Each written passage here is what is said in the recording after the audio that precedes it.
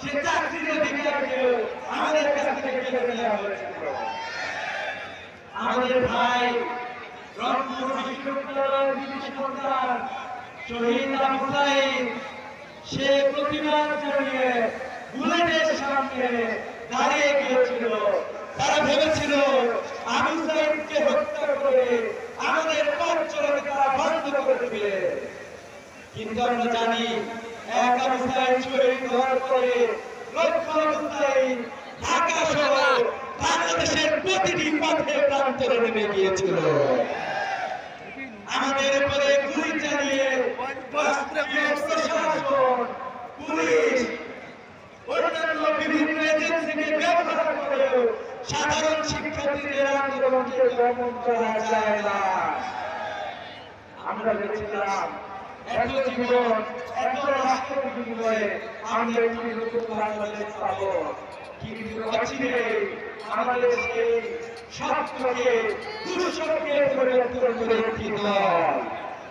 আমরা ভেবেছিলাম, আপনারা দেখে থাকবেন ইন্টারন্যাশনাল মিডিয়ায় রিপোর্ট হওয়া শুরু করেছিল যে বাংলাদেশের তরুণরাই বাংলাদেশকে সামনের দিকে এগিয়ে নিয়ে যাবে, কিন্তু আমরা দেখলাম কয়েকদিনের মাথায় একটা নতুন দলের উদ্ভব হলো। তারা একে একে চাঁদাবাজি করে শুরু করলো। এমন কোন হাত এবং প্রতিবাদ জানিয়েছিলাম, আমরা এটাও দেখলাম চাঁদাবাজির নেশায় মত্ত হয়ে দিনের দুপুরে পাথর মেরে সাধারণ জনগণকে হত্যা করা হয়েছে। শুধু তাই, এখন পর্যন্ত 231 জনকে শুধুমাত্র নিজেরা হামলা করে সহিংসতার মাধ্যমে হত্যা করা হয়েছে। যে দলের কাছে বাংলাদেশের সাধারণ মানুষরা নিরাপদ না, তার নেতাকর্মীরা নিরাপদ না, সেই দলের কাছে কি বাংলাদেশের জনগণ নিরাপদে থাকতে পারে? আমরা দেখেছি আরেকজন মানবিক নেতা, যিনি কুলাঙ্গারের কৃতি সন্তান, যিনি বাংলাদেশের 18 কোটি মানুষ হবে মৌলভীবাজারের কৃতি সন্তান ডক্টর শফিকুর রহমান।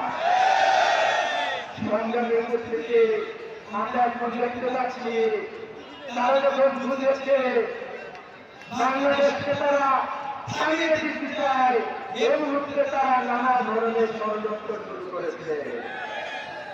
আমরা বলতে চাই, শহীদ আবু সাঈদকে হত্যা করে তরুণ সমাজকে থামিয়ে দিতে পারেন না। জুলাই বিপ্লবে অসংখ্য তরুণ প্রাণকে গুরুতর হত্যা করে আমাদের পথগুলোকে আপনারা থামিয়ে রাখতে পারেন না। শহীদ উসমান আলীকে হত্যা করে আমাদের পথগুলোকে থামিয়ে রাখতে পারেন না। আগামী বাংলাদেশে আমাদের তরুণদের যে তারুণ্য আসবে, সে তারুণ্যের কাছে সকল শক্তি পরাজিত হবে। আমরা তো আধিপত্যবাদী শক্তি, আধিপত্যবাদকে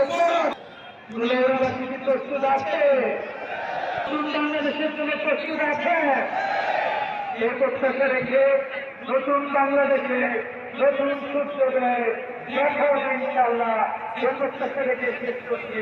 আসসালামু আলাইকুম ওয়া রাহমাতুল্লাহ।